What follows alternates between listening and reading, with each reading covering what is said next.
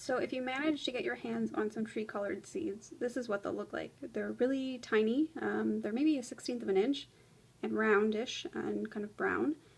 And if you are trying to propagate tree collards, I know that they're said not to grow true from seed and that it's more ideal to grow them from cuttings, but I was not able to purchase any cuttings, and I even had a really hard time finding seeds that were available to be shipped to Canada. So I think the seeds are probably an easier choice for those of us who live outside the US, and I think part of the reason why they can be a challenge to find outside of the US, aside from the fact that they're not really a well-known plant, is the fact that they're a perennial, but they're not perennial in as cold of a climate as most of Canada.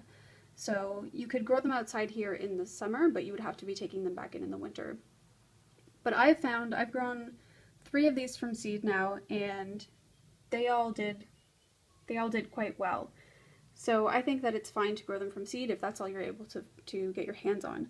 Now, when you plant the seed, you want to plant them about a half an inch deep, and you want to make sure that you are keeping the soil that you're planting them in pretty moist until they're germinating, and still keep it moist thereafter. So I think brassicas in general, like kale or collards or tree collards in this case, prefer having more moisture in the soil.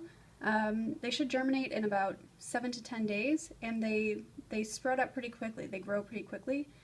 So you should know pretty quickly if your seeds are duds or not, but I have had 100% germination rates with these ones that I've managed to find, and I assume that would be the case with others as well. Now, these are supposed to be purple tree collard seeds. The collards that I've actually grown seem to be much more green, and that could be part of the fact that they're not a true to seed variety, but they taste good nonetheless.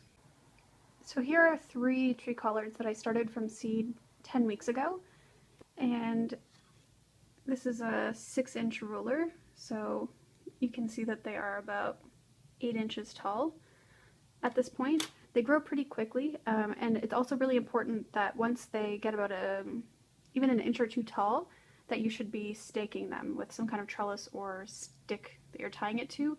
If I zoom in down here, you can see that the bottoms of my plants are a little bit crooked because I waited a tad too long to stake them for the first time. So at this point, they are much too big for their pots that they're in, so I'm going to be switching them to larger pots and staking them on something that's much more substantial than the little popsicle stick I have right now.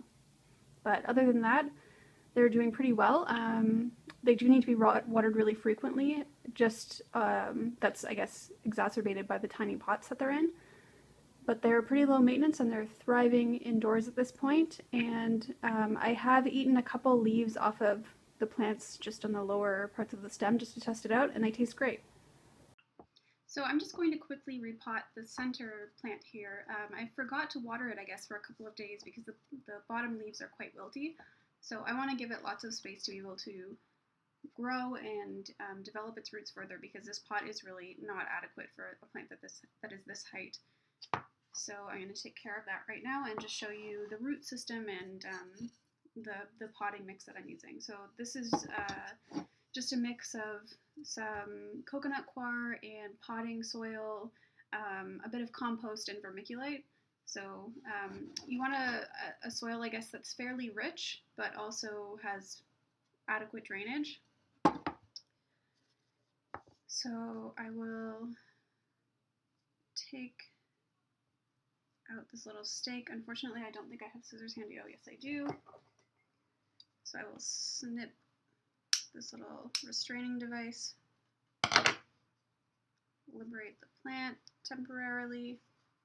Okay, so I'm going to just gently squeeze it out of the container and try not to break the stem. This little guy does not want to come out. Okay, there we go.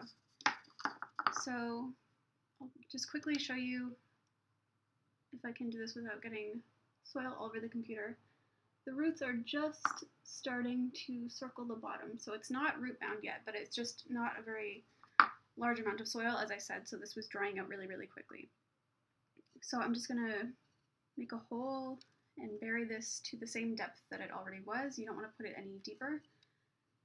and push it in lightly, and we're done. So I'm gonna get a chopstick or dowel or something and support this, but that's all that you need to do for repotting it. But as I said before, you want to make sure that that you're always keeping this staked, because the trunk is not very strong at this stage, and it will flop over and get really unruly. And once you've got a little kink, like as you can see here, it won't go away once you've got it.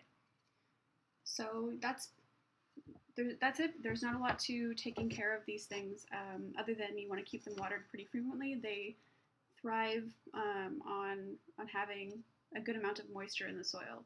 So that's pretty much it.